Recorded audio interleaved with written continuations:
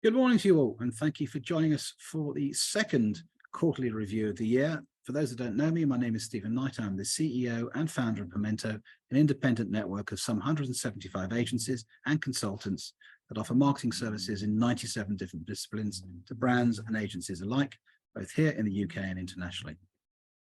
We'll be recording today's session, so please turn on your cameras, smile throughout, and remember to use the chat box to ask any questions.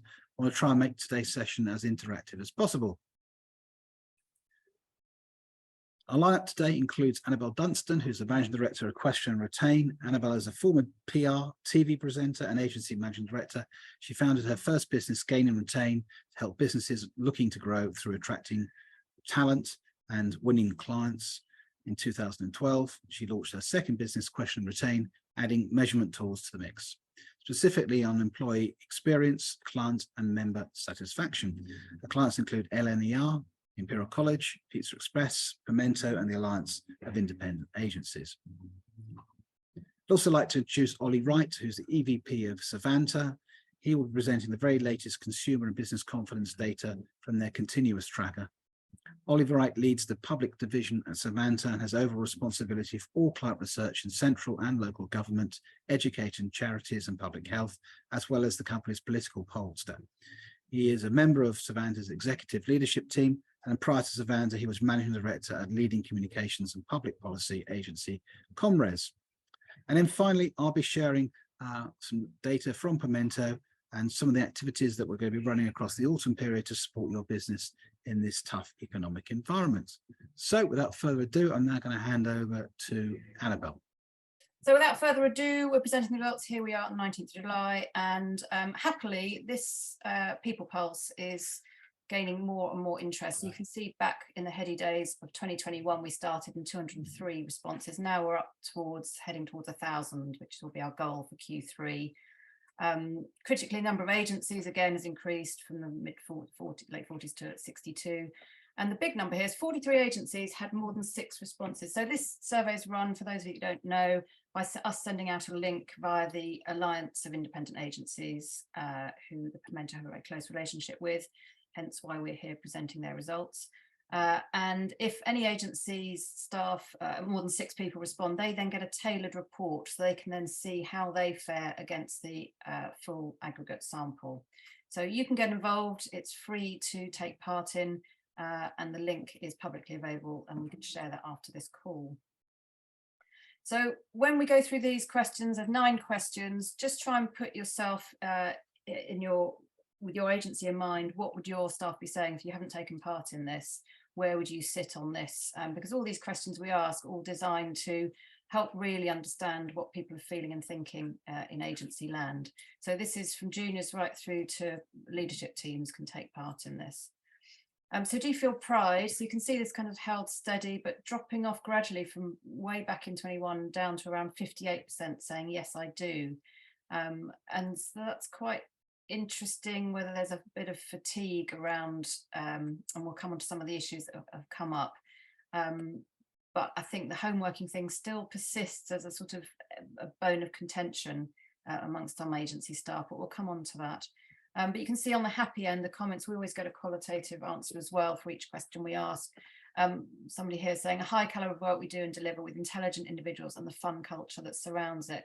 And fun is an aspect that we actually tested to feel whether people were still having fun in agency life, because that was traditionally one of the values that drew people to working in the creative world. So fun we have focused on in a further later question.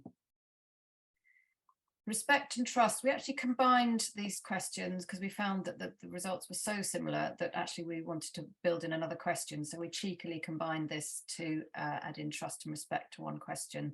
So that's why the dotted line features there. But similarly, we've got 2/3 saying, yes, I am, and 30% saying for the most part, feeling they're able to voice their opinions and trusted to get on and do a good job.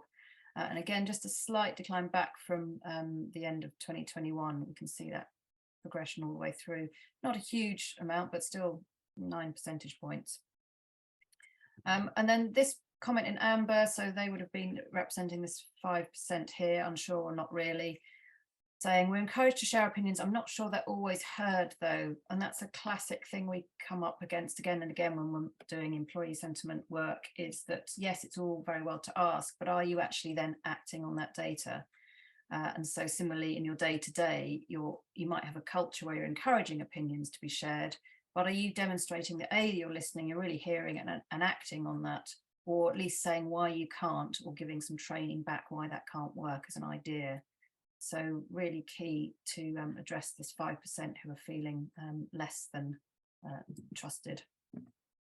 So here's the new question I indicated: enjoyment. How has your experience of work changed in terms of enjoyment and fun in the last 3 months? People, yes, they come to work to earn industry level salaries and to have great opportunities, but are they feeling like it's a great place to work, a great team? Is there a good positive culture in which they can have fun and bring their full selves to work?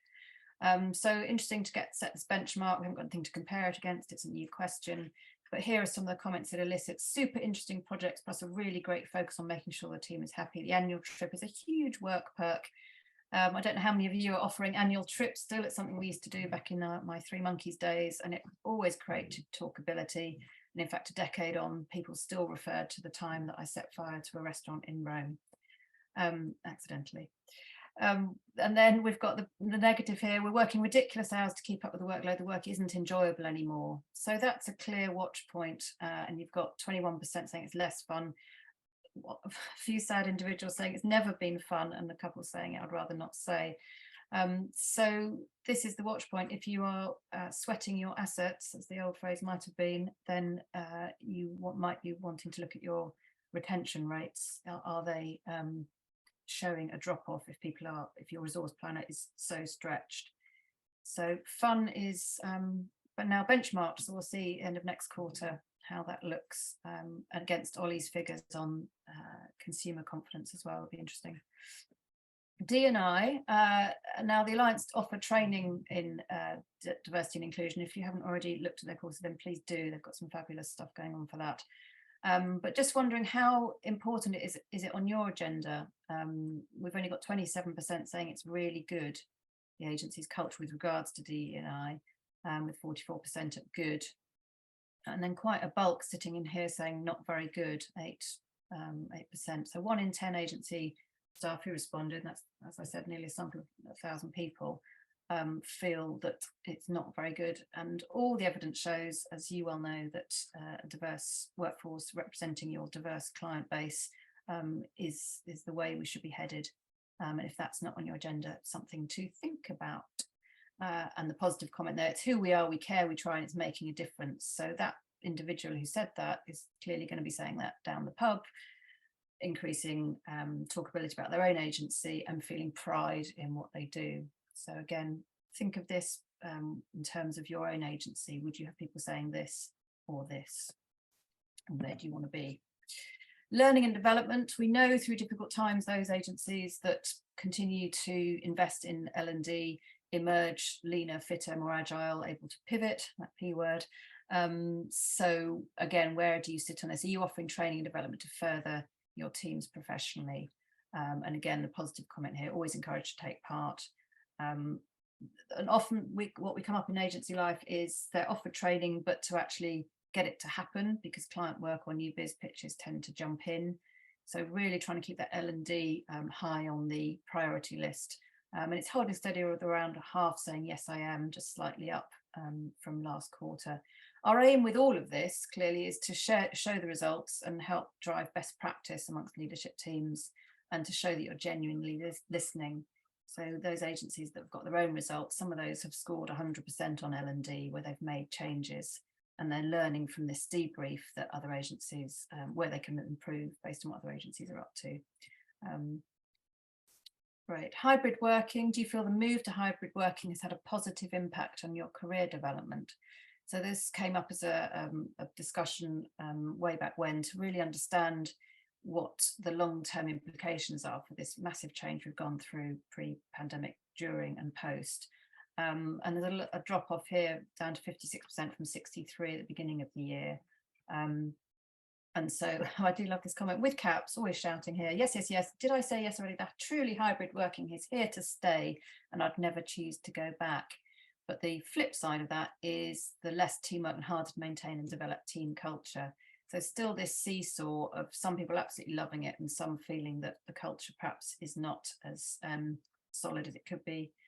I did a day's workshop with a whole organisation, 60 people off site, and was very interesting. Those that felt they were really happy working at home tended to have the more detailed technical aspects of the job roles, but they realised actually after the day's workshop that they had perhaps slipped back in terms of that flexing the social skills, the interaction muscles, I wanted to call them. And it was very interesting that since they've gone back to the office, they've now, or since working from home 4 or 5 days a week, they've started to come back in 1 or 2 days, simply to keep that social and networking and spontaneous reactions muscle flexed. It's a bit of a clunky way of describing it, but I thought it was a very interesting experience. And again, you might feel the same, that you've got some who are happily working away at home, but some of their other skills might be not being developed perhaps as much as they could be if they had an office environment. Leadership and comms. How clearly is the leadership team communicated where the agency is going? Clearly we're all in the communications sector, so this needs to be right up there, and we've got 84% saying it's really clear or quite clear. As we know, communication is a two-way process, so just broadcasting your mission, your values, your direction you're headed is only half the job. So are you really getting feedback from your teams to show that they clearly understand that? Are you conducting exit interviews, for example, with those that do leave? Did they really understand what the agency was all about? And one step better than that is, are you conducting lifeboat crew interviews, those people that you know are tipped for future leadership or that you really want to develop? Are you asking them, do they understand what's going on? And that's a simple half-hour interview. You can use external people for it or use your own team, but really check in and make sure that is truly a two-way, not just a broadcast of what you're doing. It's a two-way conversation. So that's the point that's picked up here. Plans are almost never discussed. So create a forum for that. You never know what comes up. I always found, being on a board, that the most energizing times in a board meeting is when you've had grassroots level discussions that bring ideas to the table. So make that a feature if you can. Sustainability, disappointed slightly that it's dropped from 25 to 22. We had seen this really nice steady 19 to 21 to 25 over the last latter part of last year and into this year. So we all know it's so key. We've had Alex Holliman on from Climbing Trees talking about baby steps you can take. There's lots of opportunities to network and share with like-minded agencies. More and more are going for B Corp. So do seek out those who have put this as a centre of excellence within their agency. Create your Green Ambassadors group. It does attract staff. We know Gen Z and the next gen coming after are all about making sure that we protect our planet. So what can you be doing as an agency? And yes, there's some debate about how far do you go as an employer in this, but we all have individual responsibility. And so are you listing these comments? As a business, we do a lot of initiative to support sustainability projects, but then we've got a stop-start here. If you're going to start an initiative, then you have to show momentum behind it. And this clearly got dropped as other priorities came in. So baby steps, don't try and bite off more than you can chew. Mental health score, we were so pleased at the beginning of this year to have scraped into the positive. I'm sure you're all familiar with NPS. 0 is the middle point. It's on a scale of -100 to 100. We've been consistently in the negative, so below good. 0 is considered good, but we scraped into with 4 in Q1, but it's dropped back 11 points down to -7. So yeah, this is probably the catch-up of cost of living, the squeeze, the external factors also affecting those in agency life. We're working with quite a few agencies that have been taken up by groups. So those that perhaps struggled through a pandemic, they've now been scooped into a wider group, and we can see some impacts on feeling like they're a smaller cog in a bigger machine, and perhaps that's also impacted on mental health. And you'll have your own stories to tell. Some agencies, happily, we've got mental health scores up in the 50s and 60s where everything's aligned. and all the right things are in place. But again, that watch point, make sure you've got your mental health first aiders trained. I think it's 1 in 10 are meant to be mental health first trained. I'll check that for you, but there is a real push for that from Mental Health England, and there's lots of resources out there for you to help you understand where to go with it. Future employment. Do you intend to remain, this is $1 million question, to remain at your current agency for the next 12 months? 3/4 sticking their chin out saying, yep, I intend to stay. A little bit of a drop off from last quarter at 79 down to 75. But this is the interesting point. And I always think I'd rather not say, probably on balance would be saying they're unsure. Otherwise they'd be firmly yeses. So let's say we've got around 25% thinking. So again, reflect on your own agency, and just to be absolutely clear, this is all completely anonymized. Nobody is given any clue as to who said what. And we'd only give an agency's results if they've had more than 6 responses, or at least 6 responses. So what are the reasons? It's not for me. I want to earn more money without having to dedicate my whole entire life to the job. So again, that's about the work-life balance and being given flex for people to have a life as well as doing the job. And then we've got the opposite, feeling dedicated and loyal to the team and its vision. And when you've got that in play, then people do put in the extra hours. They will go the extra mile. So it's creating the right culture where this doesn't become the reason for them to be one of the 25%. So really interesting question to track. And again, that'll be super interesting as we see Ollie's results around what people are saying in terms of business and political thinking. Cost of living, this was submitted when we saw things starting to rocket back end of last year. And the concern has come from 49 down to 42%, so similar to last year, and it's slightly more moving from the quite concerned from the unsure. So hovering around half and half, but nearly 100% showing some concern clearly.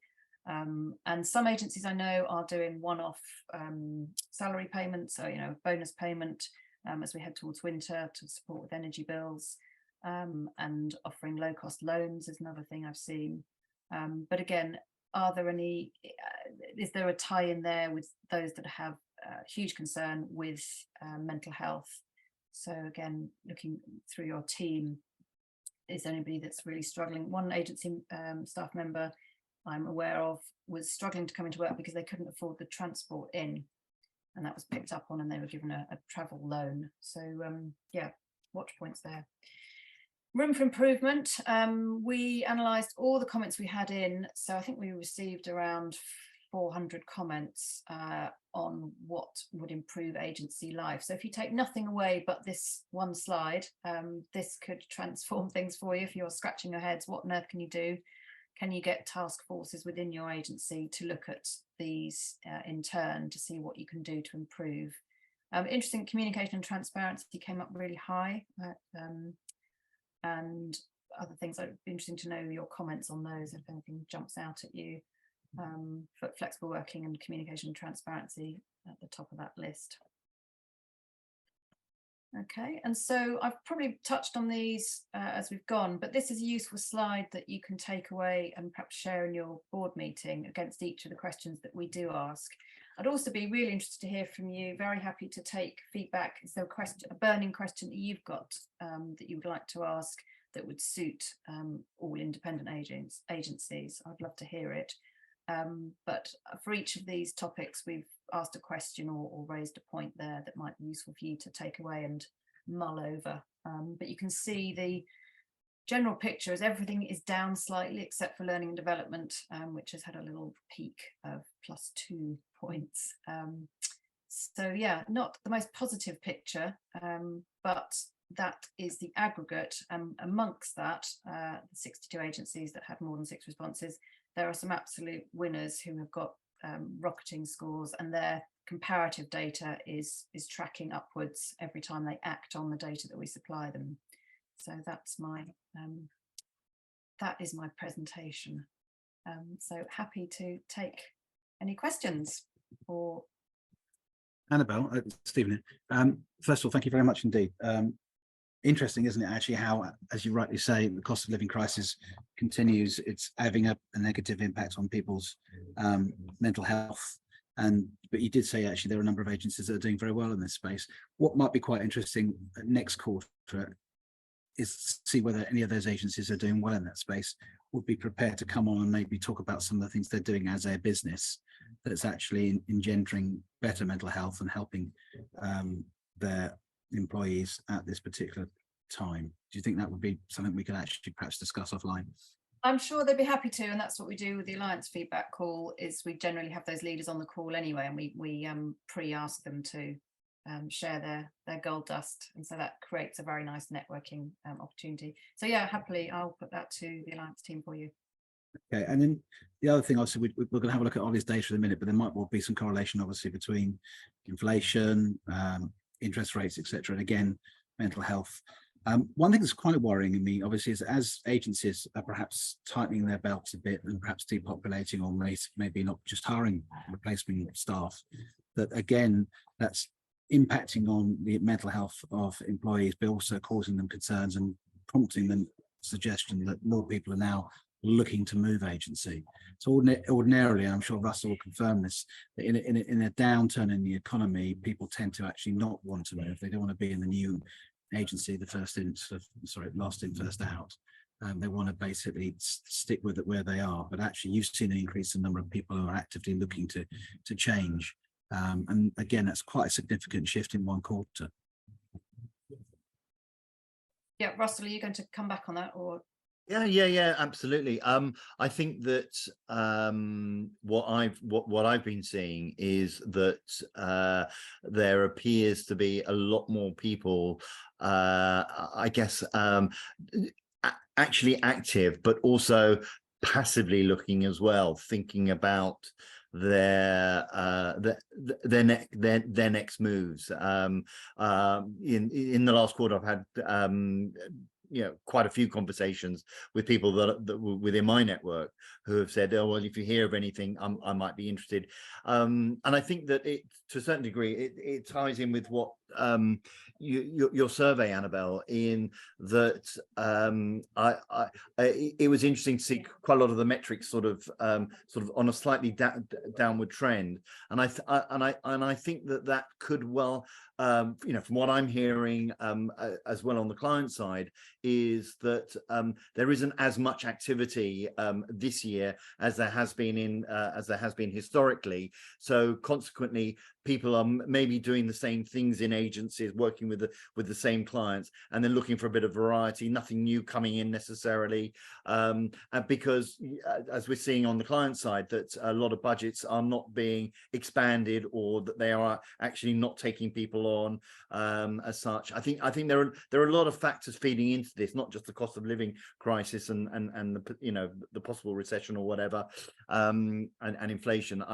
There are other factors, and I think this is all feeding into it. And I think it's been a tough year for a lot of people, actually, in terms of some of the folk that I've spoken to. Okay, so any more questions, or shall we move on to Ollie's presentation now? Okay, well, the floor is yours. Let's just bring you into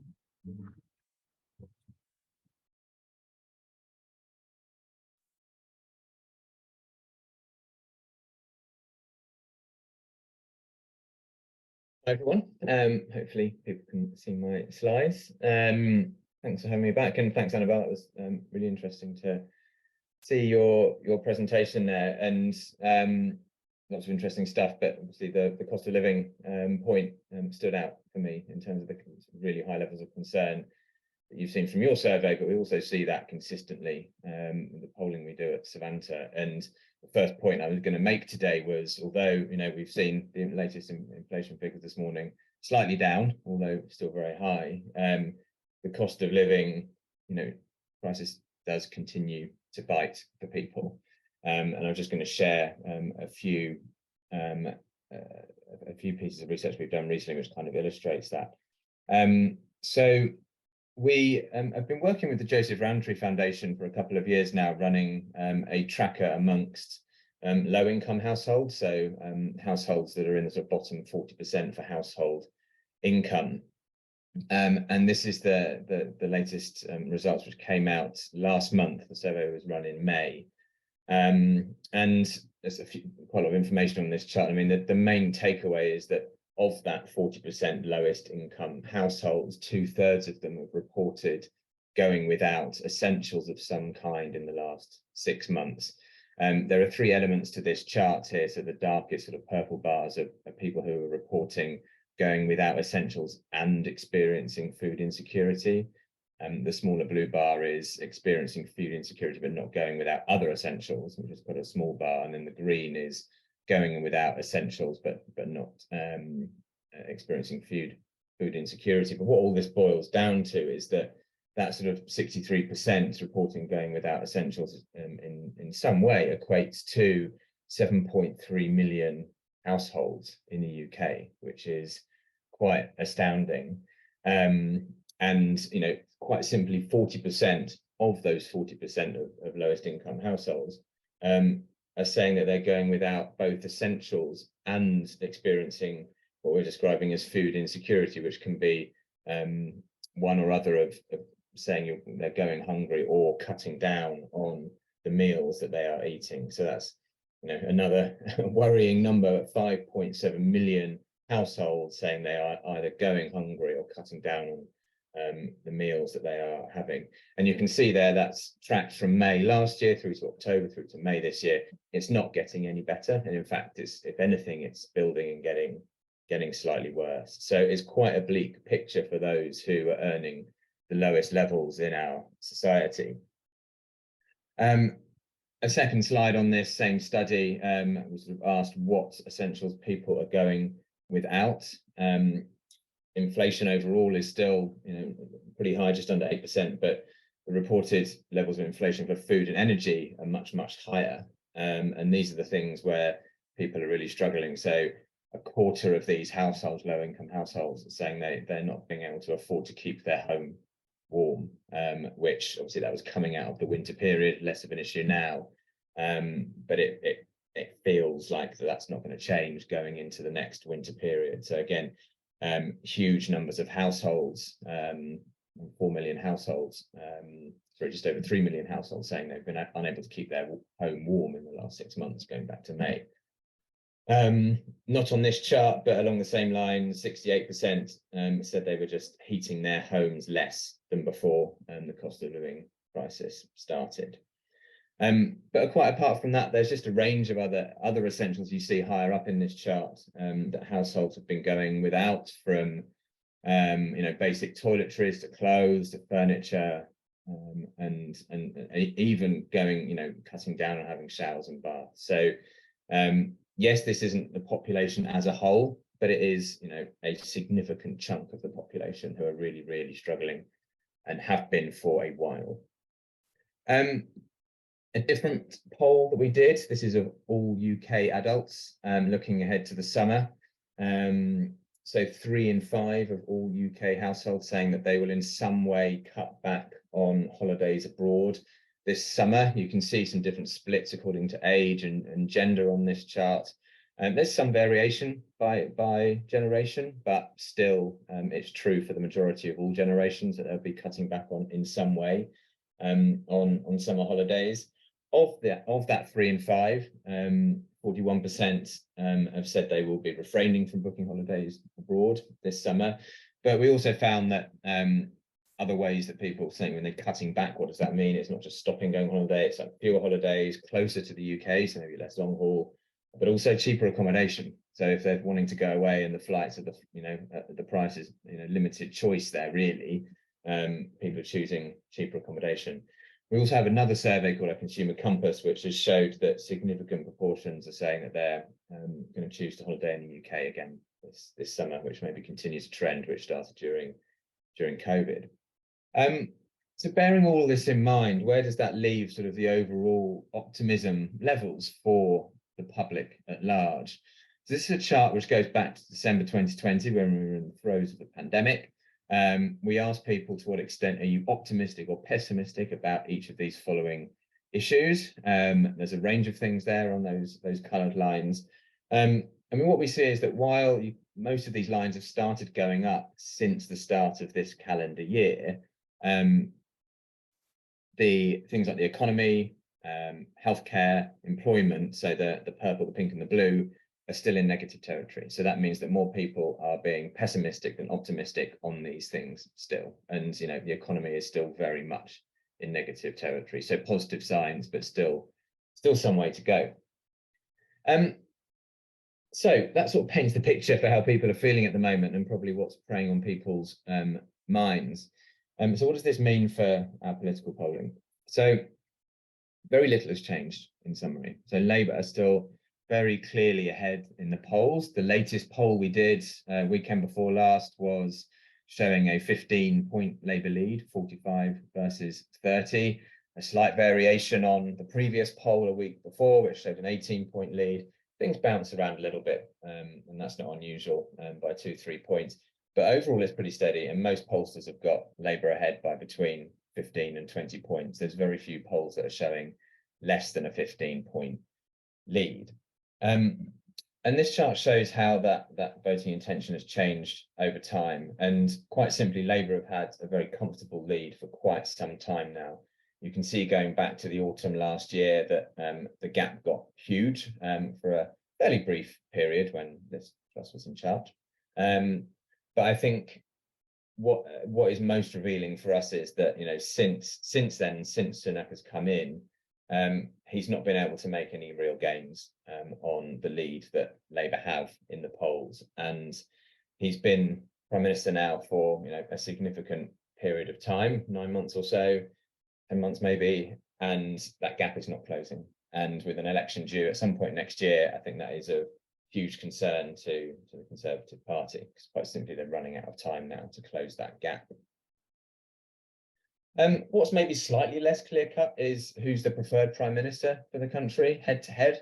Keir Starmer is slightly ahead, and he has been now for a little while, but it's not a big gap. And I think that what that shows is that Labour aren't ahead in the polls because of Starmer, necessarily. It's more likely because of just general distrust and growing dislike of the Tory party over the last few years. And them sort of quite simply being able to shake off some of the issues with Rishi Sunak's predecessors, which relate into the cost of living crisis as well. On a slightly lighter note, we like to ask these sort of slightly more fun questions in our polls as well, to get a sense of, like, personality-wise, who do people prefer? So Keir Starmer is preferred for all of these things, apart from cooking a meal. Something happened there. I don't know what it is in the bottom left-hand corner. There's the gap completely closed. So either there must have been something in the media of Keir Starmer cooking a terrible meal, or Rishi Sunak cooking a really good one. Who knows? But Starmer is more trusted to lend you a fiver, organise a fun night out, buy a round of drinks, even assemble flat pack furniture, and giving advice as well. I know these might seem like frivolous things, but they do give an indication, I think, of, you know, these are day-to-day things for people, and overall, Keir Starmer is seen as sort of much preferred on each of these things.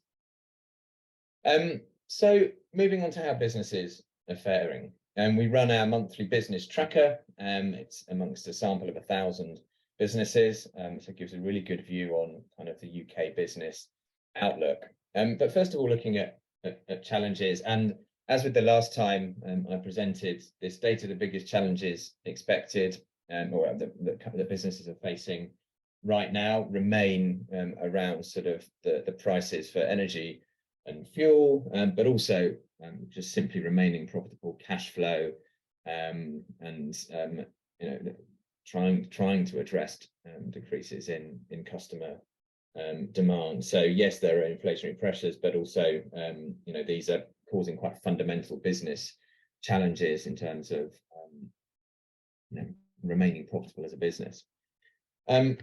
We asked what impacts inflation had on businesses so far, and again, very similar picture to what we presented previously. So 4 in 5 saying there's a negative impact of some kind on the far left of that chart, with 1 in 3 saying it's a significant negative impact. There are some cuts by business size and sector there as well. And while there are some variations, you know, overall you can see majorities of businesses by size and sector saying that they're negatively impacted by inflation, maybe slightly less so for the larger a business gets, and more so for certain sectors like retail, also arts, entertainment, recreation. What that manifests in largely is a decline in demand. So the majority of businesses are saying they have had a decline in demand as a result of the current inflation rate. Again, that most affects the smaller businesses, but it's still affecting larger businesses as well, and significant proportions of them.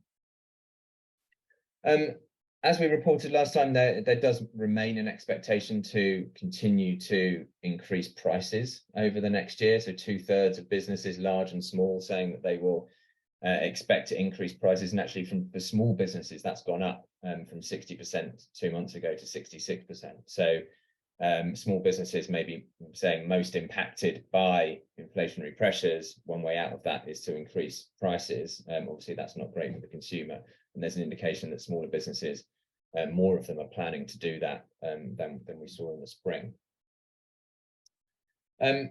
Looking at future business priorities in terms of strategy, what's next for businesses. There are many, I think, and all of these are priorities in some sense, but the two which are at the top, which they were last time as well, are simply just trying to respond to the economic situation at the moment, and cost of living and inflation and so forth.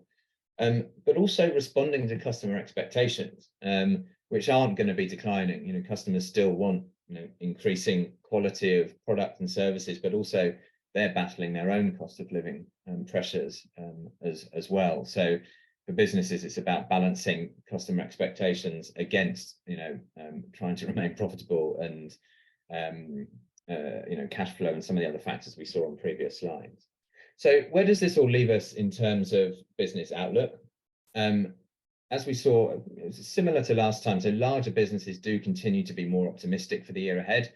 4 pie charts here, just very quickly. The top 2 are about the respondent's particular business. The bottom 2 are about their industry sector, and then it's split on the left by large businesses, on the right by small businesses. So the green bars are those portions of businesses who expect their businesses to grow. So as I say, more businesses, larger businesses expect their business to grow than smaller businesses. But on the whole, more businesses are saying we expect to grow than those who say we expect to decline, and that's true of the business itself and also the industry sector. What is interesting, I think, for us is looking at trends around this. So this chart is all businesses, large and small, and the green line is the proportion who expect their business to grow versus the red line expect to decline. Last year, those lines were very, very close. You can see very split opinion. Since the start of the year, there's a divergence. So it just demonstrates, I think, there is hopefully a trend towards greater optimism in terms of business growth this year compared to last. It's pretty static, Q1 to Q2. Let's see how that moves into Q3. But at least there's an encouraging signs there. And the same is basically true when we look at the trend for industry sector. Less pronounced, but signs of improvement and divergence versus of growth versus decline. So finally, these signs of increased optimism are also evident in our work for the London Chamber of Commerce and Industry. We run with them the largest and longest running tracker of business sentiment in London. Just to explain some of these numbers on the actual chart, you can see on the left, the scale has got negative through to positive. We sort of chart these up as a net figure. So the proportion of those who are saying they expect things to improve minus those who expect things to worsen or decline. So the idea being that we want to get into positive territory for overall there to be an expectation of improvements. So what we can see here is that encouragingly and mirroring some of the other trends, that as we have moved into this year and actually going back to the latter half of last year, we can see that turnover, profitability, and just overall company prospects, there is increasing optimism when it comes to those things after there were quite large drops from in the start of 2022. So those are now in positive territory. The London businesses, they're less positive about the economic outlook of both the UK and London as a whole, but again, we're seeing some upward trajectory there. And so hopefully, again, some more positive signs. It'll be interesting to see how those trends continue. So that's the end of what I was going to present to you today. I think in summary, cost of living, still a huge issue, but there does seem to be optimism returning for both businesses, but also the general public as well. Brilliant. Thank you very much, Ollie. Some interesting data points there. So you could, on one hand, you've got basically businesses worried about inflation, worried about the fact they need to pass on those costs to consumers. At the same time, they're worried about demand. So one would suggest, therefore, they are having to absorb, or they have absorbed, especially smaller businesses to this point, a lot of the inflation in their businesses, but now they're having to pass it on. That seems to be counterintuitive to the idea that actually growth is going to happen. If demand is falling, your costs are going up, and yet everyone's still saying, yeah, but it's going to get better. How do we square those thoughts? Are we just internal optimists in this country, or is there a lack of realism? I mean, there might be something in that. I mean, as I say, there's maybe a difference between reality and perception. I think these sort of optimism measures tend to sort of go in waves. And what you see is when there's signs of things starting to get much worse, you see that sort of those levels of optimism drop quite sharply, which we saw last year. If you look at some of those charts, you know, things are still not great, and I think that's shown in the fact that a lot of the numbers are still kind of in negative territory, and people are, you know, in many cases still like to be more pessimistic than optimistic. But you know, inflation is dropping; it's still high, but it is dropping. There are maybe some signs that energy prices will be a little bit lower. So I think it's maybe, you know, the start of a trend in terms of optimism, but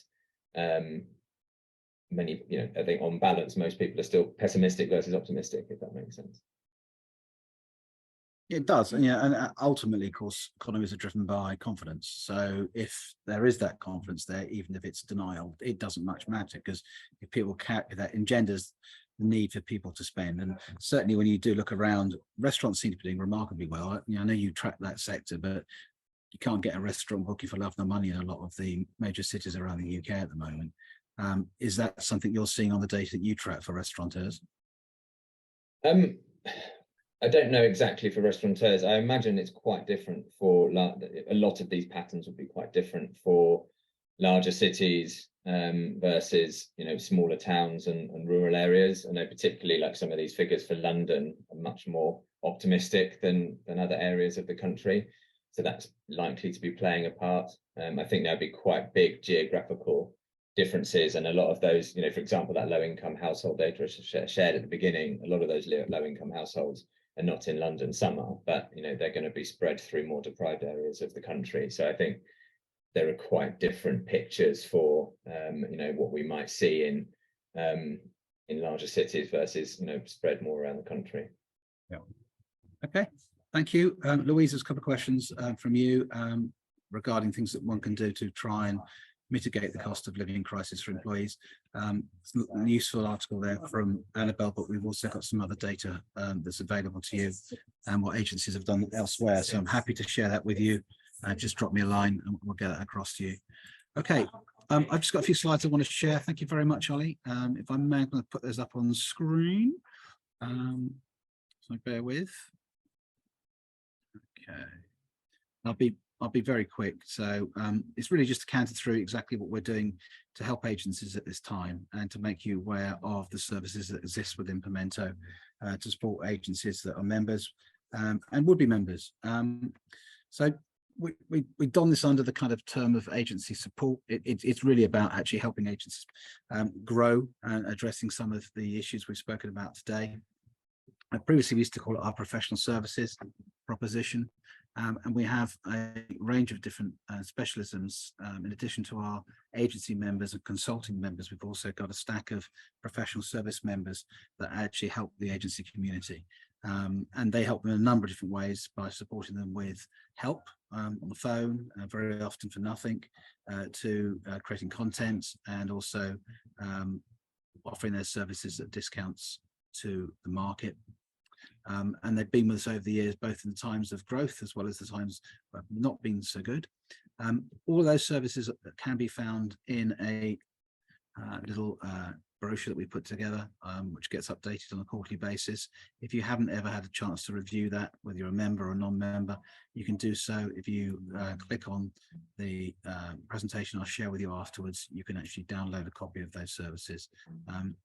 And they include all sorts of things from legal services, recruitment services, research, insight, as well as outsourced HR, finance for growth, new business development services, etc., etc. We've got a really good full offering there. And you'll also find a stack of content which can be accessed on the Pimento portal. So maybe an area you've never looked at in the past.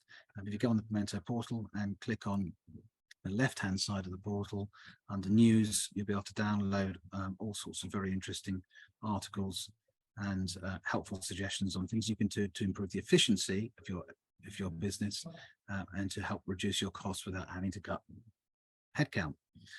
One of the things we all learned, obviously, through the COVID crisis and then coming out of that, is a lot of agencies had to let talent go, came out of crisis and really didn't have enough resources and struggled to be able to attract talent at that time. So again, attracting and retaining talent, which was, I think, at the heart of the question from Louise earlier on, is something that we're used to addressing. There's a number of ways you can do that. It's not always about throwing cash at them.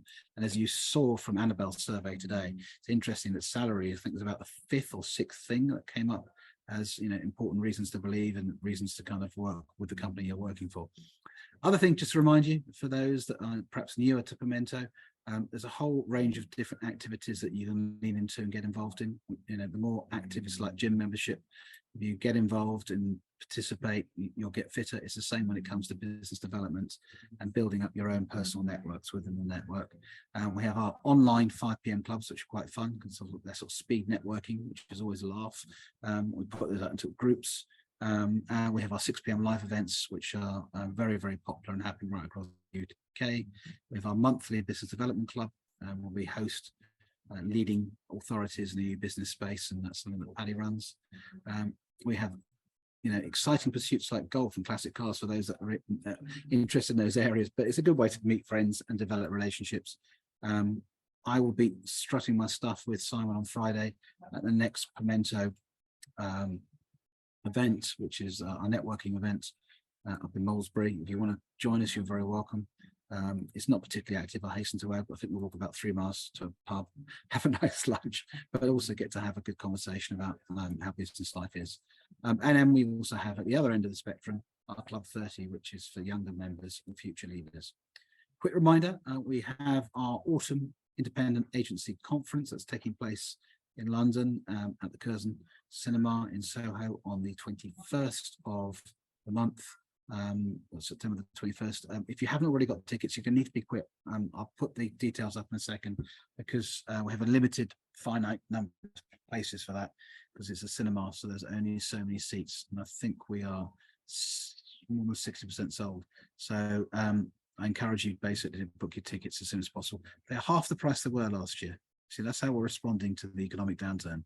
We're making things cheaper for you. There you go. There's the link there at the bottom of the page. Click on it and you'll see the full range of speakers.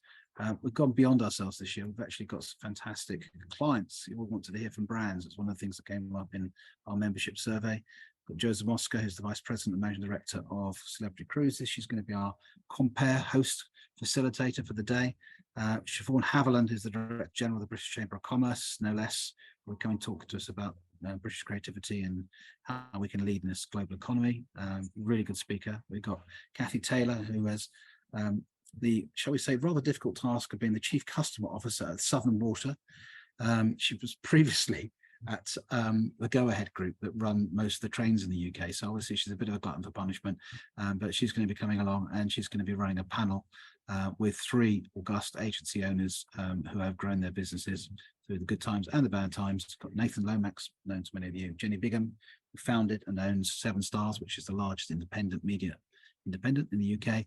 And we also have Gareth Messer from Pueblo, who was Independent Agency of the Year. Rankin, who some of you know, will be also with us.